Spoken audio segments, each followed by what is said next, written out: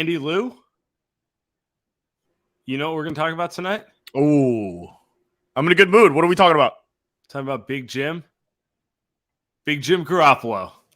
The Warriors, Niners, 38, Cardinals, 10. Obviously, a big, you like that? You like that switch up? Big Barry of sports night. We got Warriors. We got 49ers. We will be talking Warriors tonight. But we're recording this on the backs of the Niners' best win of the season. So, are they back? Are they? Is there a rule that the Warriors have to play like absolute trash if the Niners play well? I feel like this is, by the way, this is not the first time we've done a double screen Warriors Giants. Giants. Wow, the Giants are relevant. Warriors Niners thing. I feel like the last time the Warriors played well and the Niners didn't. But are the Niners back? By the way, also I forget to mention, are we doing a Niners post game show brought to you by? By the way, Pacific Catch. By the way, they do sponsor the Niners, so it's a good synergy. We've got the whole local chain thing going with the Niners. By the way, Sam, I'm sold. I'm back in. I'm back in on Big Jimbo. I'm back in. That's my guy. I'm very easily sold. You know, I see him throw a 5-yard pass to CMC coming out of the backfield. You saw the salt and pepper, and you're like, I can trust him again. That guy is absurdly good looking. It's just so they show the video of him in pregame, and then they flip over to Colt McCoy, who's just like a normal looking dude, right? And you're just like, damn, man. It's unfair. Jimmy can't lose. The guy's quarterback of a team that is an elite defense, elite skill position players, and shit, man, he might be the number 2 seed going into the postseason. It's good to be Jimmy Garoppolo. It's good to be that version of Big Jim. We have a special guest coming in a minute, but let's cut over to it. So the Warriors played the Pelicans tonight. No Steph Curry, no Draymond Green, no Andrew Wiggins, no Klay Thompson. Looney was out there because Looney will never sit a game ever again. The Iron Man of the NBA. But anyway, so Warriors without their main guys lose 128-83. In some ways, I feel like that score was generous. It was non-competitive off the bat. Yeah. It's hard to quantify frustration versus just like annoyance that the main guys didn't play, but it just highlighted the broader fact, which is this team can't do anything without Steph, and to a lesser degree, like Draymond and Klay and Wiggins too. I literally 2 minutes into the game, like you said, wire-to-wire job by the Pelicans. 2 minutes in, I literally went, well, let's just have some fun today because this game is non-competitive. They came out the Warriors, it's like they came out knowing that they were going to lose by 20. It's spreads 10.5, so it's you're going to get blown out. But there's just no – it was last season when they would come in. Remember when they went up against the Spurs in San Antonio? They came back from like 15 down, and Kuminga's having a bunch of fun. D-Lee's making some big threes. They're hustling out there. And it just – the Pelicans are a good basketball team, so I'm not saying that they should win the game, but the lack of competitive fire with these guys – Right off the bat, that's embarrassing. Them losing by 40, the talent's not there. And that's kind of always been the Warriors' thing. When Steph goes off the floor, they always get worse. Shocker. He's probably the best player in the NBA, and he's an all-timer. But in the years the Warriors are title teams, they compete when he's off the floor, and they're kind of 500-ish. In the years that it's kind of a joke, they're the worst team in the NBA when he's off the floor. And that's really what it comes down to. It's like last year, you mentioned that Spurs game. That was one of my favorite games of the season because I thought they were going to get blown out. And honestly, they probably got lucky to win it at the end. But they competed the whole way, and that's what mattered. It was like Looney, it was Otto Port, it was GP2. Jordan Poole actually had a really slow start to that game and caught fire later in the game. You got great performances out of like Damian Lee and some of the role players. Moses Moody had one of the biggest key plays of that game. It did feel the energy around that team felt different than the energy around this one. Yeah, it's exactly what it is. I mean, even Jordan Poole, someone who had like good numbers today, but you can't tell me that he played well. Like he almost had 30 points, but it's not where, oh, he did this better, he did that better. It's like, no, he's still turning the ball over. He's still, not doing much on defense, all that type of stuff. So I didn't have many positive takeaways from this game. Sam, I feel like we've talked about the bad stuff a lot. The only thing I could say positive takeaway would be, even if I say Kuminga, he still struggled a lot, but it's just nice to see him play minutes and get to show the flashes offensively and defensively, right? He's kicked off the game with a big block on Zion. You can see that he can stay in front of people pretty easily. He can get to the rim when he feels like getting to the rim if his handle's there.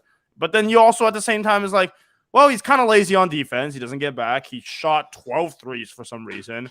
And he just does all these things where you're like, well, shit, even if he did have flashes, he did enough bad stuff where you're just like, well, that's probably a bad game by him too. So they didn't rebound. Like that was the big one. Like got beat to loose balls, carried himself like he didn't matter. Yeah, I mean, a big thing I feel with this game is in some ways it feels like Kuminga and Moody have regressed. Oh. And I don't know what to make of that. Other than and it's funny because they cleared free minutes for them. They really did.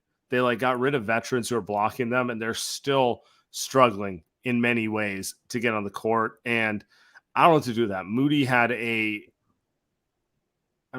you would expect more than 2 of 6 from the field, 4 rebounds, 10 points from Moses Moody in 33 minutes. You'd expect more from Jonathan Kuminga than 6 for 20.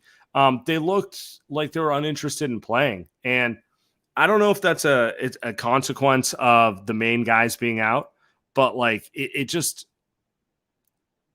let me ask you this.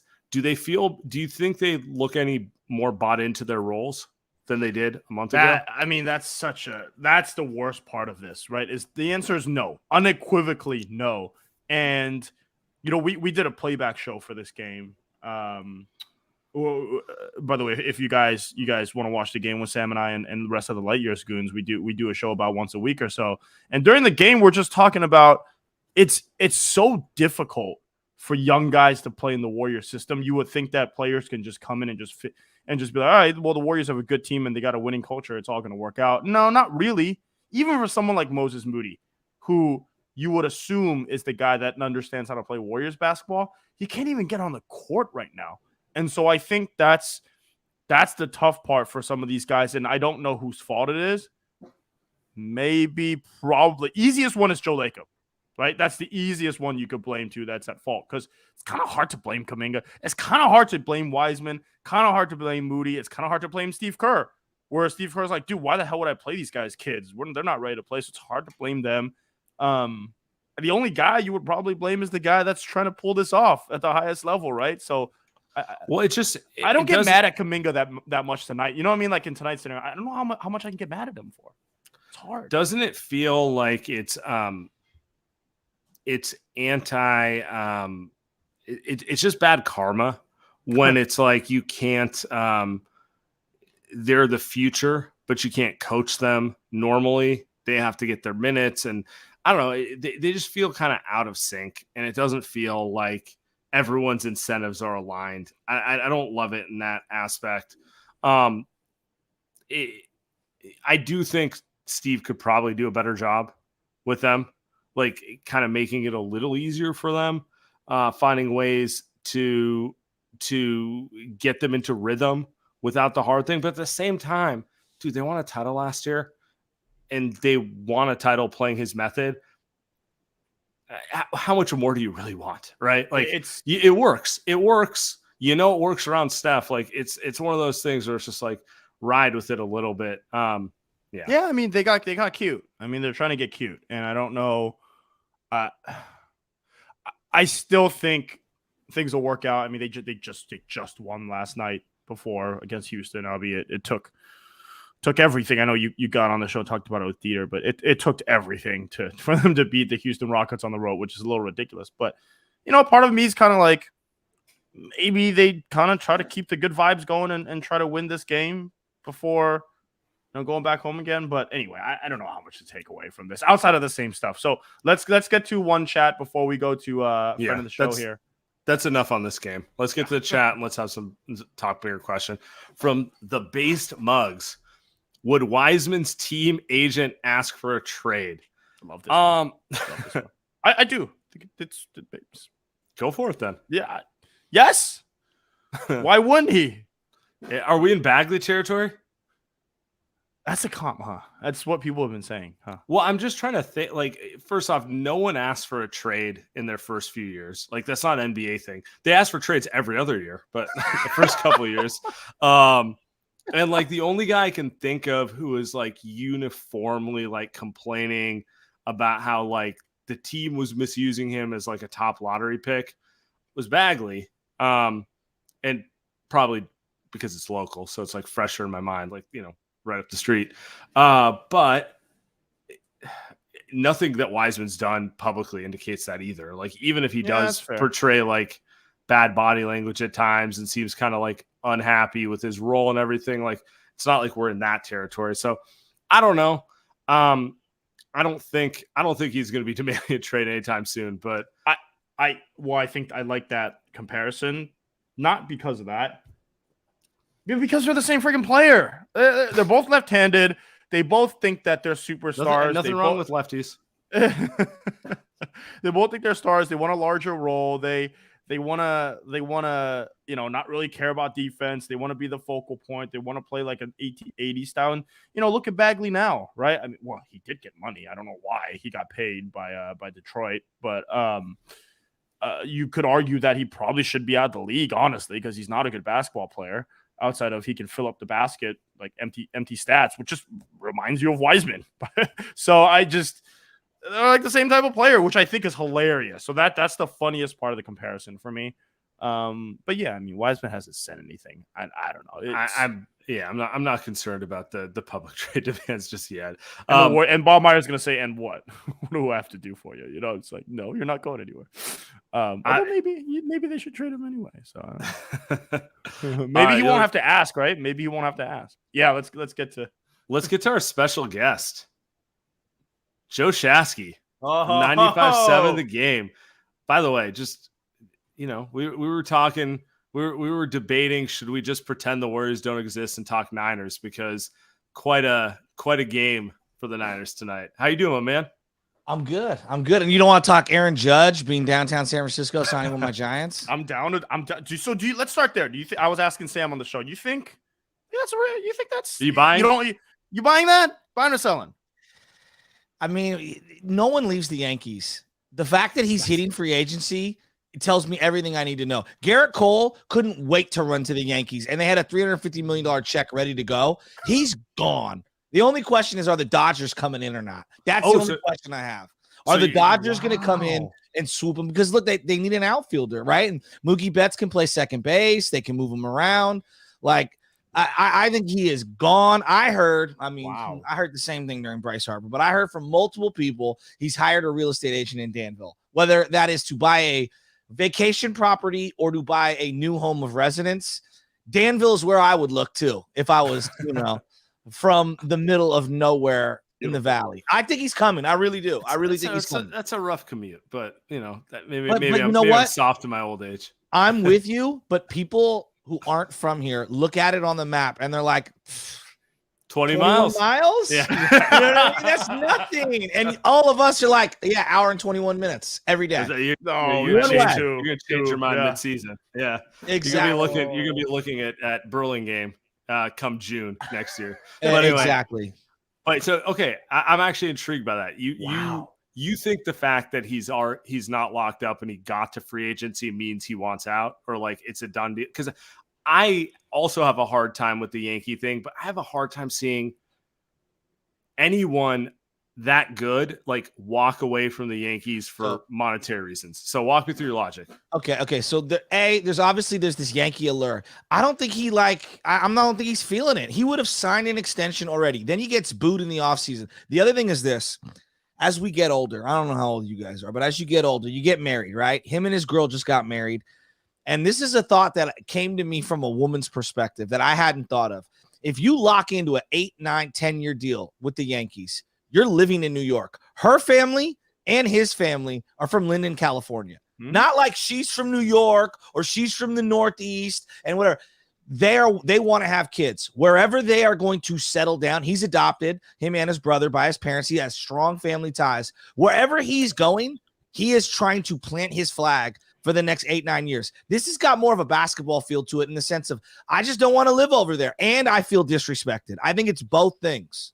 The booing was a little. I thought that was pretty funny. I thought because you're talking about Giants fans. I mean, you're talking about they might. You go 0 for 50. They're still cheering you. You know, they might golf clap. You know what I mean? So dog, Pablo ate himself out of the league and is a fucking legend in San Francisco Giants land. We idolized a freaking fat cat, for Christ's sake, and Duffy had 5 great weeks his rookie year, and the cat became more popular than any player on the team. Devontae Hill is giving people out free dinner for life off of like a game, you know what I mean? So hey, look, man, if Aaron Judge ends up a Giant, I mean, you're talking. Because I'm watching the Niners tonight, and I'm watching the Warriors didn't have any of the stars playing, but the Niners got stars left and right. I mean, it's crazy that the amount of Christian star power that they McCaffrey's have. been here 3 weeks. He's already the most popular man in town. It's just and nobody's beating Jimmy. Nobody's beating Jimmy in popularity. Nobody beats Jimmy. But you know that those are 2 teams with loaded star power. The Giants need something, man. They gotta get relevant. So if it's Aaron Judge, that's one of the best players in the world. So. Well, and I think that he understands if he comes here and they go to what, like, think about it this way. Zito signed a $140 million deal, one of the richest ever in the history of baseball. Even 15 years later, he won 1 playoff game and was a complete disaster for 6 years. Won 1 playoff game. And it's like, you know what? It was worth it. Everybody, you know what? It was worth it. Like, Zito wasn't that bad. If you bring up Barry Zito, the Giants fans, what do they think? They're like, you know what? Detroit. We won championships. Wasn't that bad. If this guy comes here and he's going to get the 500 million, 400 million, whatever the number is, he's the face of the organization. Then you've got all this tech money. We're going to get you in this, that, you know, that's how they're going to roll, right? That's number 1. Number 2, you instantly become the centerpiece of their entire marketing program on and off the field. And if you just get to the playoffs once or twice, I mean, Yastrzemski is 1/15 the player, and he's the only jersey for sale in the dugout. Like, people really think Yastrzemski, it's like, Yastrzemski's garbage in the landscape of Major League Baseball. And I like the guy, but come on. And he's a household name in the Bay Area. Aaron Judge. All right. So you're bringing up what I think is a really interesting point. You hear this when you hear the Giant free agency rumors, like murmurs that like they need to do something to compete with the Warriors. Absolutely. Which like, I know you and I have talked about it, but I feel like not enough is made of it, where it's just like, it's kind of a fickle market. Like, are the Giants going to lose fans to the Dodgers? No, they're just not going to have people spending money to go to those games when it's like, I could save my money and go watch Steph Curry play. And I feel like that's the overriding thing there. And in some ways, I also think that's why Joe Lacob is so attached to trying to thread the needle 100%. with this 2-timeline plan, when like really he could just go all in. Yeah. No. This is an interesting point. So Bonte gets mad at me. I obsess over the business of sports, right? Because to me, these are business entities. I don't care what anyone says. My cousin was applying for the job that Brandon Schneider ended up getting. I know a lot about the inner workings of just the finance of sports and things like that, how to run businesses. This is like what I live for. And I think too few people are uneducated. And I don't think we do a good job in the media explaining how teams make their nut when it comes to being able to afford everything. This market, more than any other, we are diehard if you're winning. If you ain't winning and it's not an event, we do not care. Giants, okay, they won 107 games. We waited till the very end of September to tap in. And I swear to God, I went to every game down the stretch. Place was packed. Like you could not run into non-Giants fans. They were dormant for 4 straight years, and no one saw them beating the Dodgers, and they ended up losing anyway. The minute they lose again, back down. No one cared. I just went to Levi Stadium a couple years ago. They were floundering. The Houston Texans game. Trey Lance got to win Week 16 just to get them into the playoffs. Bro, you guys were giving their tickets away. Then, now this year, hey, Christian McCaffrey, prime time, $250 for the Jesus seats. The Jesus seats. up in the 400s. This is an event market. And if you are not an event, we tap out. It's very simple to me. Yeah. Dude, 15-win season, brand new arena. People were giving away Chase Center tickets. No, it's true. It's giving true. them away. Year one of a new stadium. D'Lo was not filling the house. Like it was actually, I went to way too many games that year. It was depressing because, like, you know, obviously Steph broke his hand the third game into the season. Yep. Obviously, no Klay Thompson and Draymond. For as great as he is, like, people aren't paying to watch Draymond set screens. So it's just like no. And the culture is different. The culture is just, you know, Buffalo fans will go to games because there's nothing to do in Buffalo, Andy. Yeah. I mean, Andy, think about this. In this market, I've thought about this long and hard. We are the most discerning market. Real estate. It starts there. Mm-hmm. How much does it cost to live here? The people that have actually chosen to make this their home and stay here, they're like, yo, if I'm going to spend the little bit of money I got left over, that shit better be worth it. Like, that's the way people compute it. It better be worth it. I better be seeing Steph. I better be seeing Bonds hit balls into the bay, or you better be winning. Otherwise, I'm out. It's very simple. Like, think about it. Whether it's the clothing industry, the music industry, anything that's not hot, we are out on. Like that, it's not Buffalo because there's nothing to do in Buffalo. Have you been to Buffalo? It's snowed the fuck in. Like out here, they're out here. I literally golfed over the weekend. It was 65 degrees. You can do anything. No club. You can do whatever you want on a Saturday. It's Thanksgiving. Buffalo has got 15 feet of snow. We literally can walk around Lake Merced right now in shorts. By the way, do that every week. I tapped out on the Giants like game 40 last season. You're not the only one. I went to one game, and then the season before the 107, I think I went to 15 games, and I didn't even live near the area by that point in my. And by the way, that's just how many of those games did you even go to before the All-Star break? To his point, you weren't in until you saw they were winning too. Yeah, of course. I mean, of course, right? Fun, I mean, you go to one or two in the beginning, just check them out, right? Yeah. But that's what I did last year, and then once I realized, oh, they suck. I'm out. Like I'm not even gonna throw it on in the background. Andy, I got big flack for this, and I just believe now the Bay Area, because it's so transient, you can watch your teams anywhere. Like if I moved here from Chicago per se to work in the tech industry, I could be a Cubs fan on my phone. Why? I don't need to be an A's or a Giants fan like 30 years ago. I believe it is a one market sports town per sport. Like A's and Giants, it's never going to work. One team will be dominant. The other team's going to be lowly. It's never going to go. We're never going back. There's not enough people with extra money to spend. The Warriors are, look, low key early in the season, and the Warriors are struggling to sell certain tickets. It's like 15 games in. They're the reigning champs. They're the reigning champs. I didn't mention this on the show, but it's the prices for that Knicks game were. I almost pulled the trigger on that one. How much were they? I love looking at the prices. How much were they? You can get in for under 100. You can get good seats for under 100 day of for a Friday night game against the Knicks. And granted, name 5 Knicks players. That's my point. But like, sure. You know, but the Knicks have cachet. At some point they do. But yeah, anyway, the point stands. The broader point stands. They were not selling. But at the same time, I remember looking at it last spring and being like, yeah, this is no. Not spending on that. I'm either getting comped or I'm not going. So it's like it ebbs and flows on that. For sure. Yeah. But you got to be relevant, guys. If you're not relevant, we tap out. Like look at the A's games. There is a diehard A's crew. Like there is. I work with a bunch of them. We hate watch. We won't even show up. We'll just hate watch you through Twitter. Yeah, and there's like 80 different reasons for the Bay Area. Like 1, money. Can do better things with my time. 2, tech, I can bring it up for free. 3, Bay Area just kind of sucks to deal with traffic in general.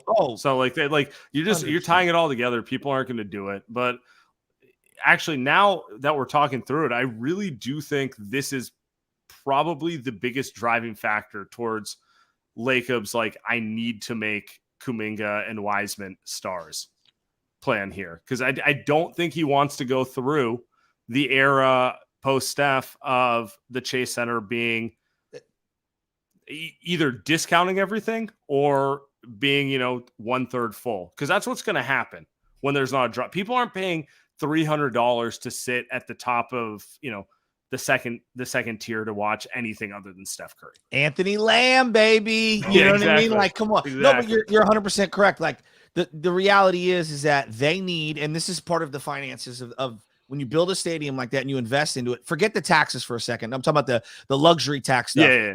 To pay off the stadium, they missed out on 2 years of events. Forget the basketball. I'm talking about the concerts, everything else.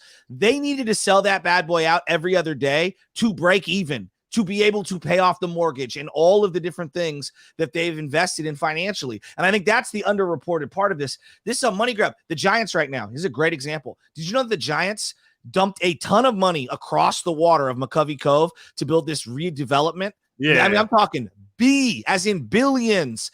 And so it was a terrible idea because now no one's going into offices, right? Who the hell's going into the office? So you're not going to do a mixed use anymore. But also, they need to be relevant, and they need people downtown coming into their games to also patronize all of their different real estate ventures that they've got going. If you don't think that Chase Center is a real estate, I mean, it's a sports entity, it's also a real estate venture. Right? Like it's both. It's not either or. So hell yeah, he needs people in there. Hell yeah, he needs you spending and using your Chase card, getting 20% off at the gift store. Isn't that the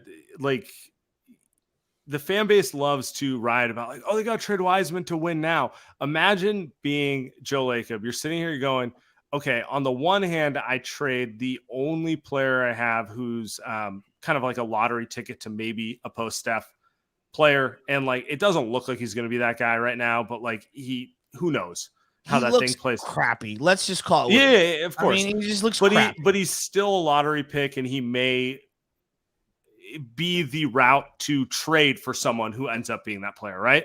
Like that's the thing. The second part of it is if they don't make a roster move, they could lose $100 million in playoff revenue.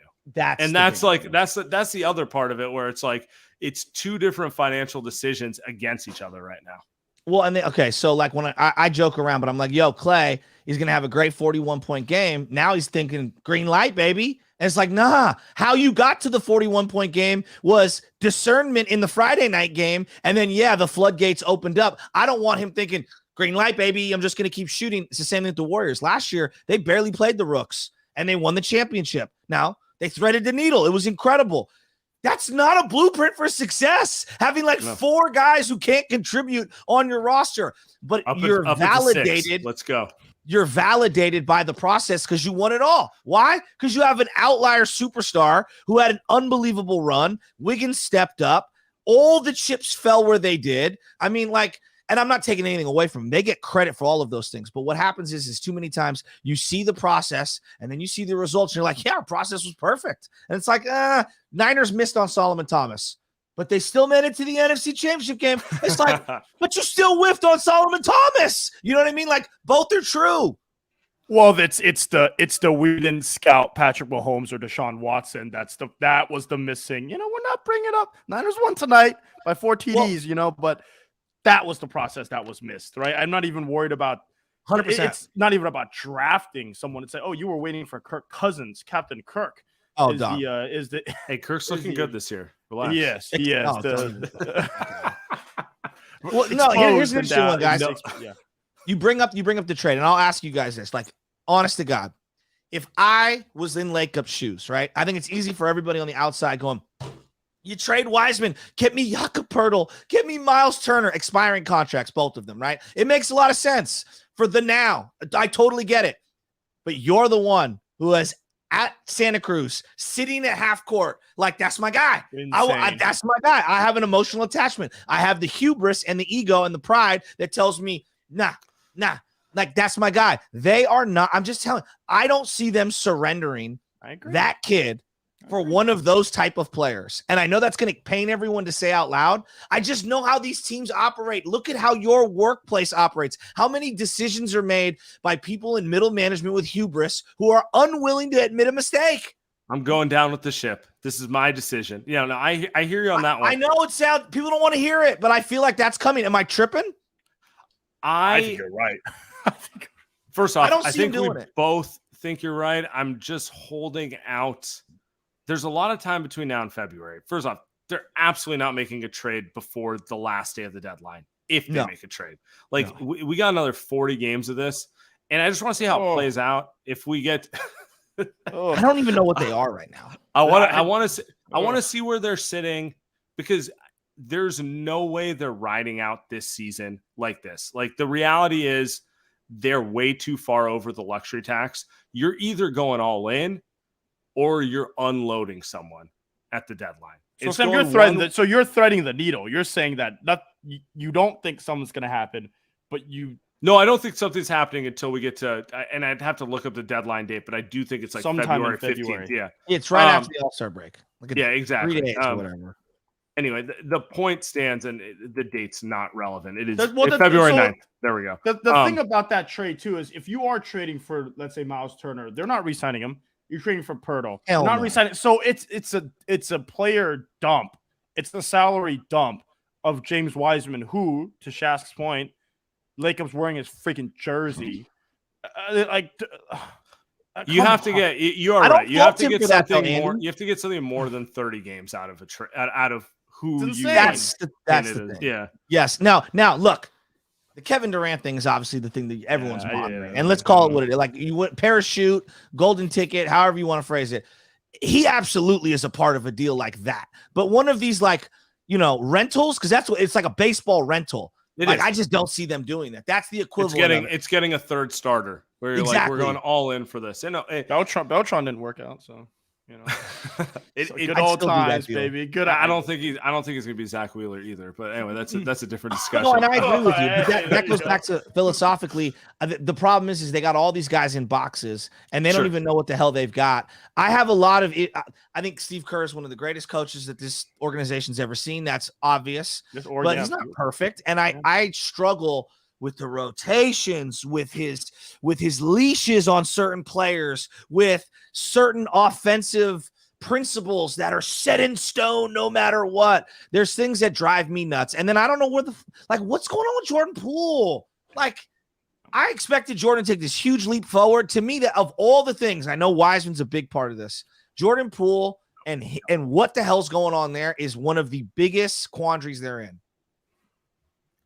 I mean, my honest thought is they need a veteran off the bench. Like, they have a dumb fucking bench. There's no way to put it. Like, it's a bunch of kids.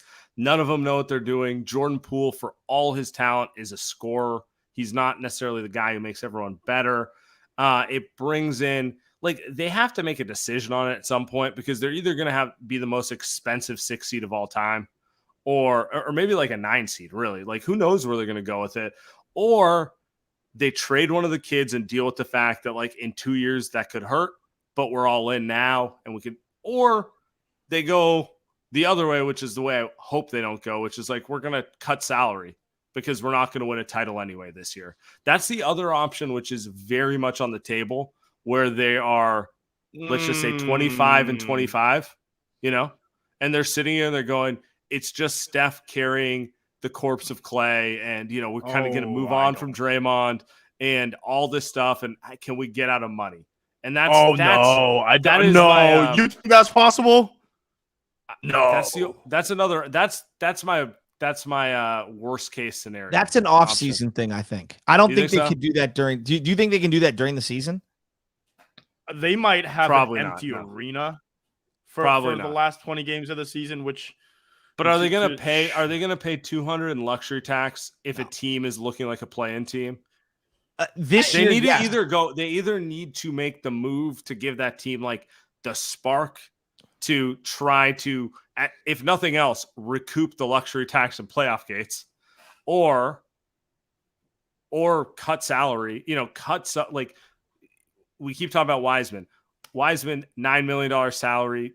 60 some million in tax on top of him, literally dumping him makes you even, that's the sort of thing we're talking about. Yeah, but you're not factored. The financials are absolutely there. I keep going back to the egos and the hubris. Yeah. And when you've invested that much emotional capital into someone, I just know how these guys operate. Like, they're not willing to concede that. I mean, they gave the guy so much leeway, and he's out here. He's not even setting a screen. He doesn't know how to step up on a pick and roll. Then he steps up. A guy goes right by him. I mean, it's a grab bag right now, and for all these young guys, this is the other thing. I look at it this way. If I'm Kuminga, Moody, James Wiseman, whoever, you just played the Rockets. Jalen Green's out here taking 40-foot bricks left and right in crunch time, right? And just getting any shot he wants. Silas isn't even coaching. He's just standing there, just chilling. And if I'm one of these 20-year-olds, I'm thinking, I'd love to be on that team because I know what they're thinking. Like, I'm going to get a lot of run. I'm going to get opportunities to play.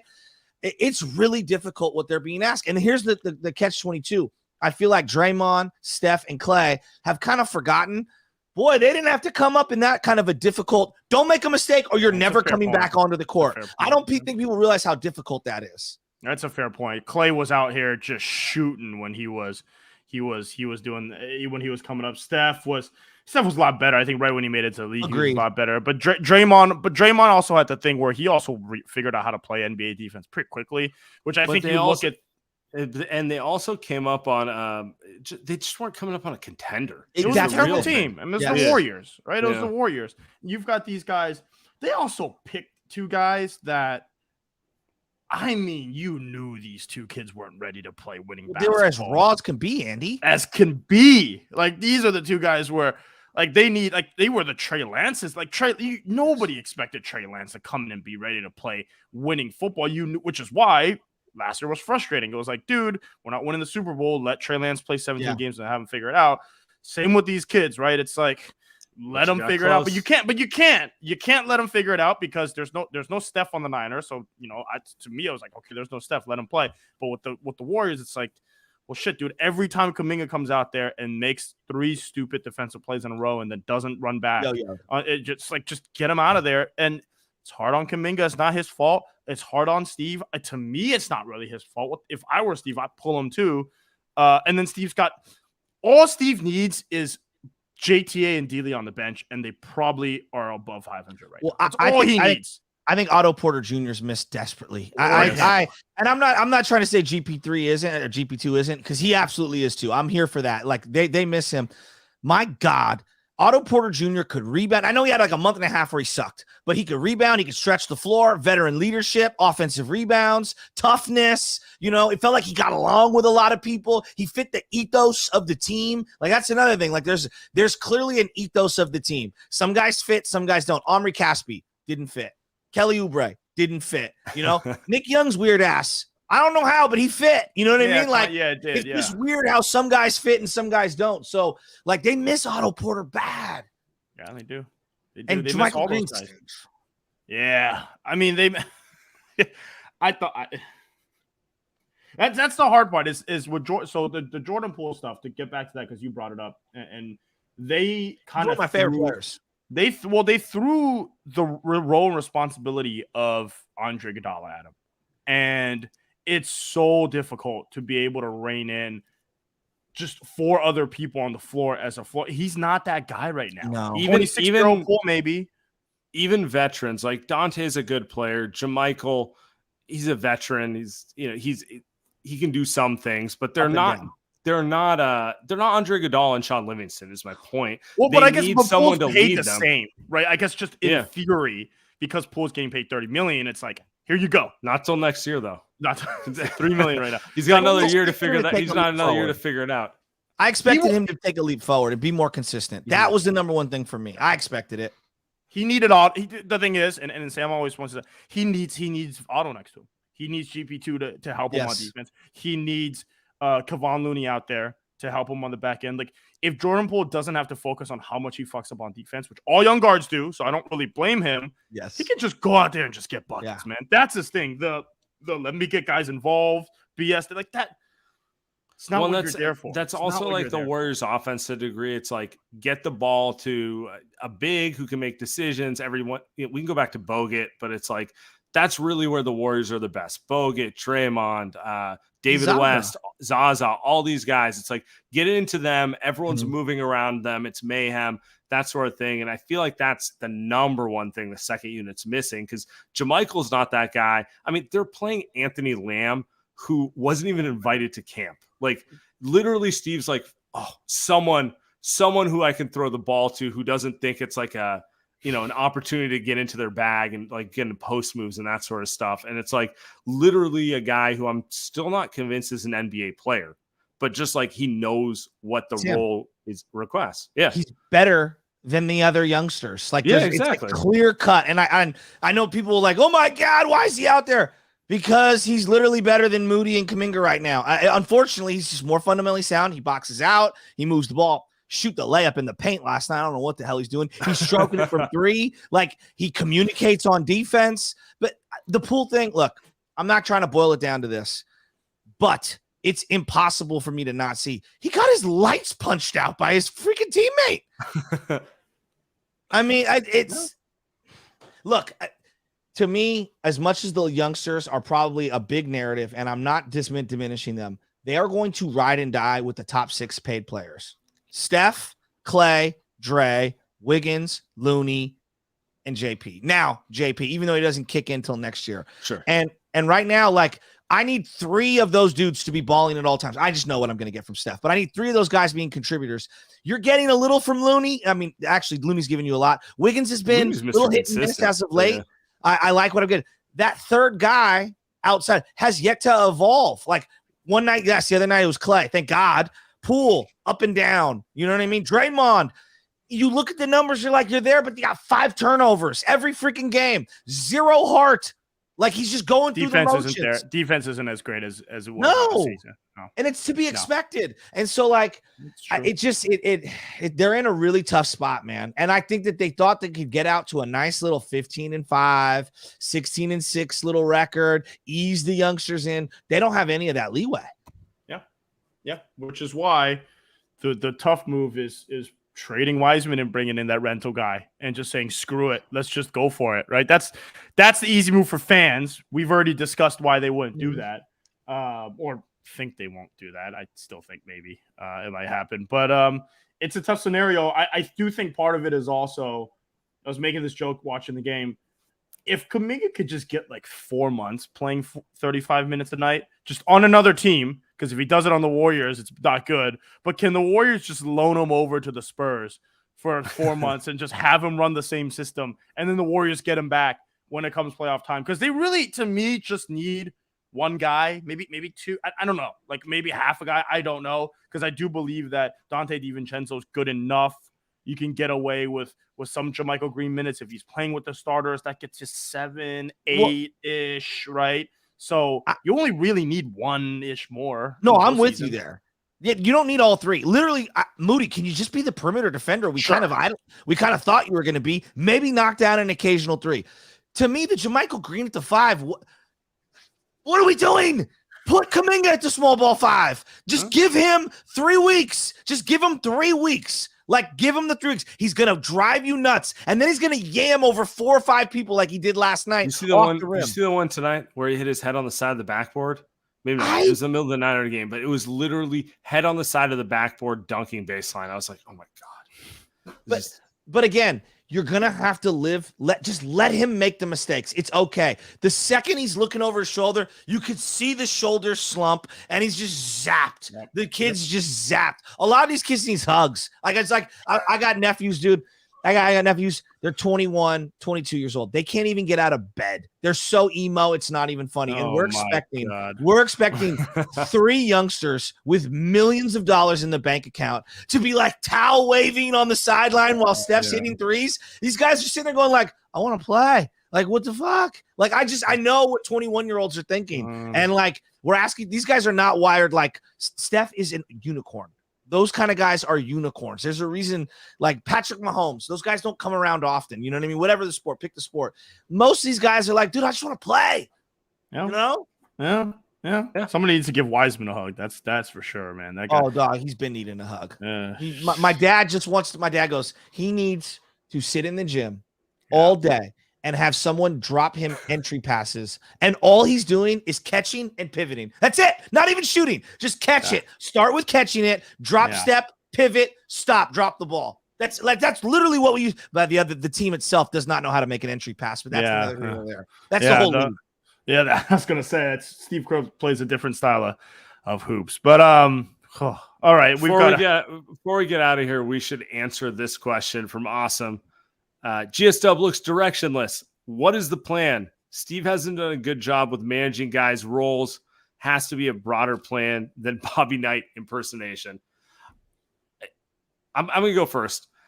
I do agree that Kerr's a little hard on young guys. I just don't know how you insert raw young players who literally will just lose focus from games and not do dirty work when you have like Steph Curry, Klay Thompson, Draymond Green out there playing at a championship level. It'd be one thing if you were dealing with a 10 seed and you're like, well, we can live with it a little bit, but like you're dealing with champions, you kind of have to hold them to a standard they're not ready to be held to.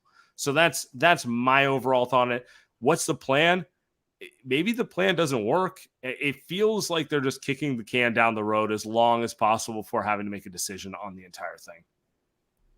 I don't know. I mean, guys, I think that Draymond made the decision for them, and he made it so easy for them. Like him doing what he did, they're like, thank you, Jesus, because the fan base was going to kill us when we weren't going to come to peace with you at some point down the line. I think Dre's gone at some point. I don't know when, whether it's middle of this year, this offseason. I think he's done. The Klay thing, I think they're doing the best they can to just manage it right now. I think he's going to have highs and lows, a lot of lows. Just the Steph Curry conundrum is a great one because if he wants to play with KD, you have to do it.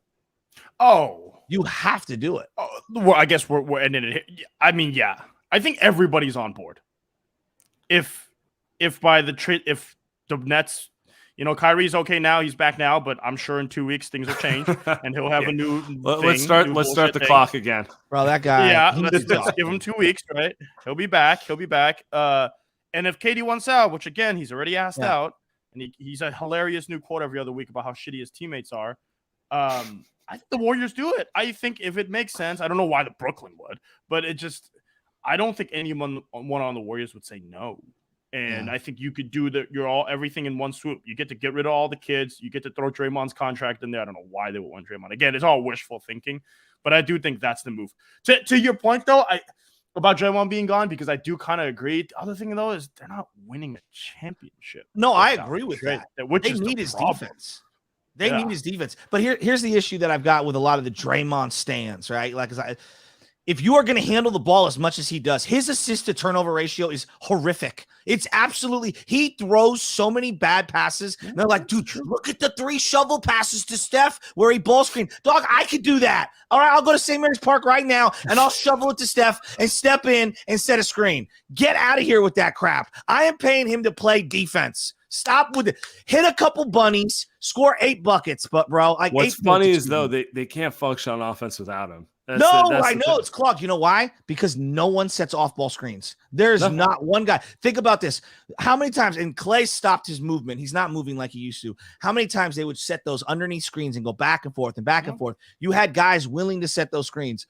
Right now, outside of Looney, who's kind of clunky and looking old, who's setting screens? I'm serious. They'd have to play in modern NBA offense if Draymond, like if they wanted to successfully win. Jakob Poeltl, who they're trading for. They'd have to go.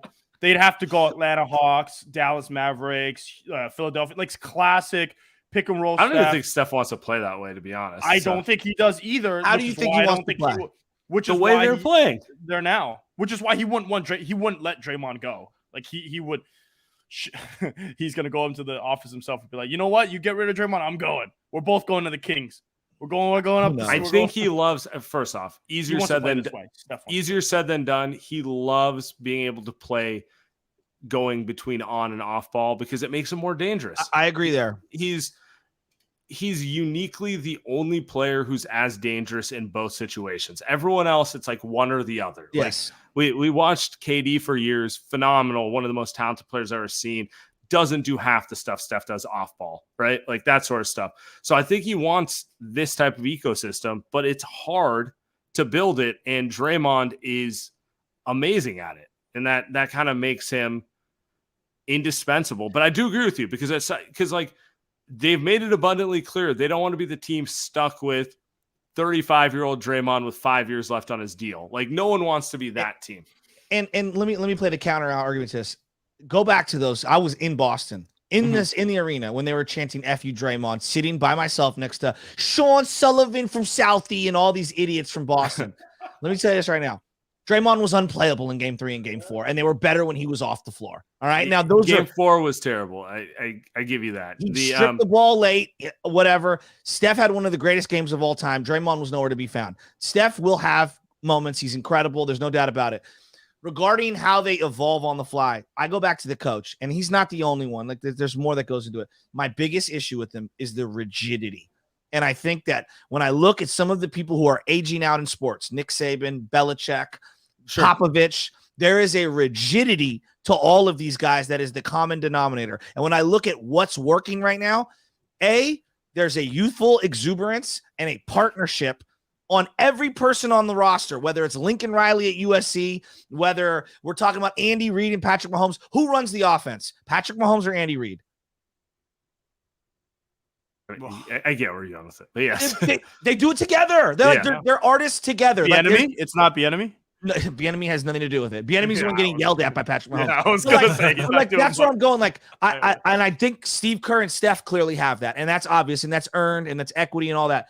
My question is, how the hell is Steve going to get the best out of the Kumingas, the Moody's, the Wisemans if he's going to be here? Oh, he's retiring. But that's my point. That's my point. And so what you've done now is you've tasked this man with trying to win now and develop the future when he's sitting here going, I'm not even going to be here for the future. It's like grooming your replacement at work. You're like, I don't give a damn what you do. I'm out, right?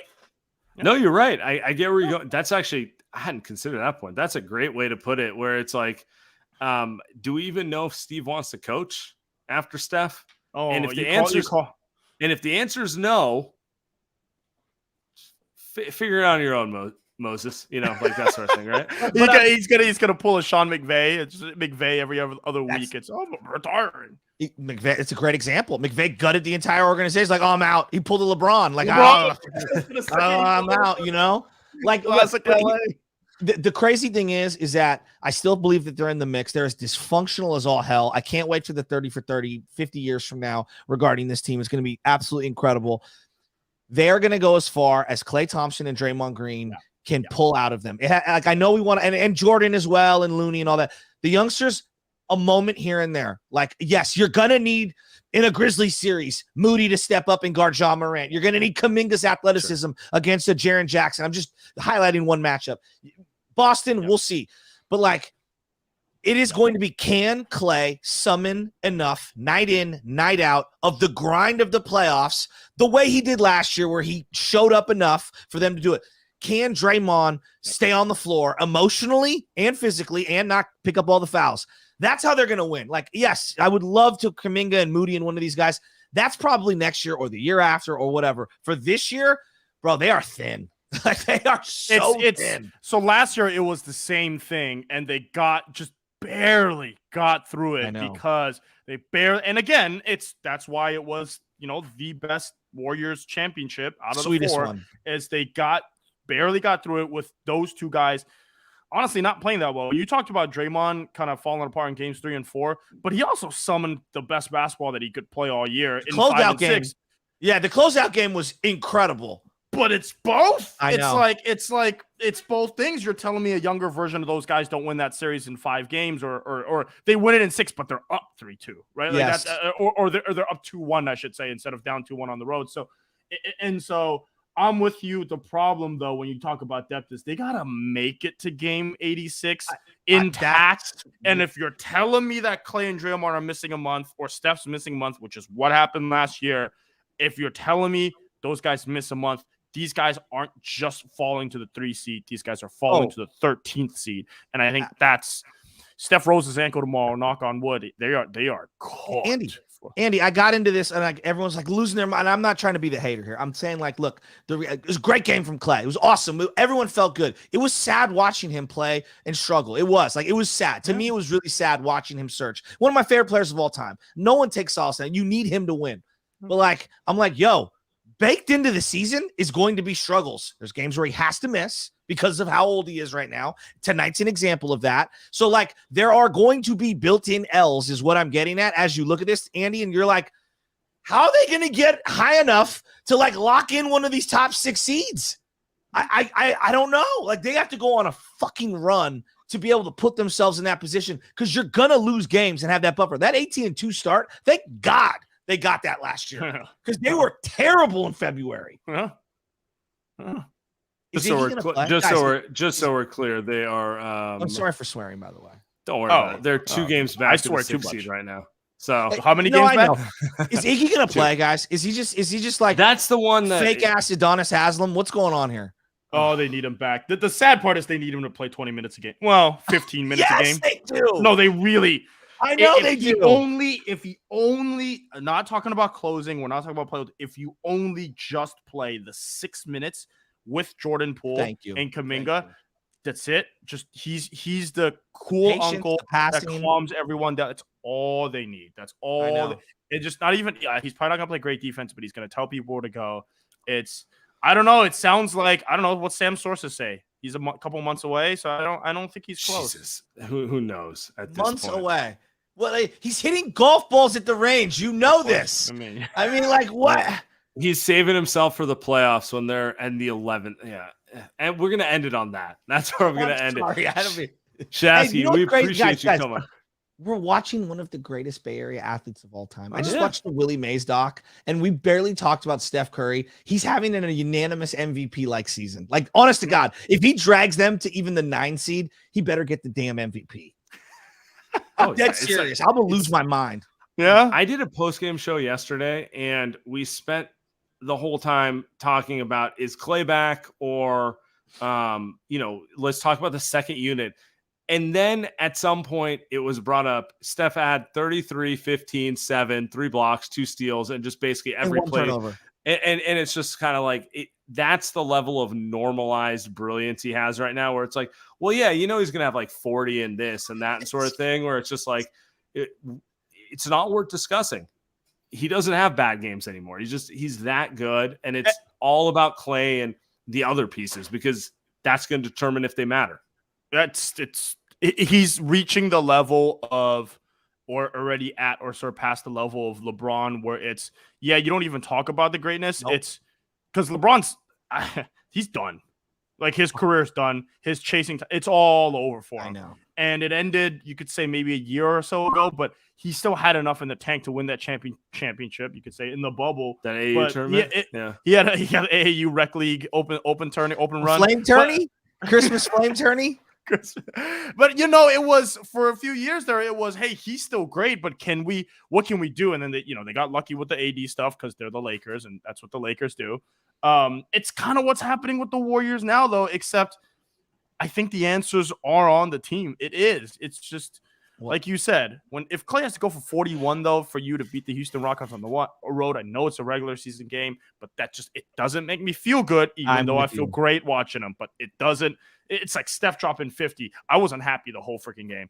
Unhappy the whole time he dropped 50 points. And then you go at home, Steph has to hit game-winning shot against the Sacramento Kings, who are winning a bunch of games. But he has to do all that to win at home. And just sitting all these games, it's 2020, 2021 again.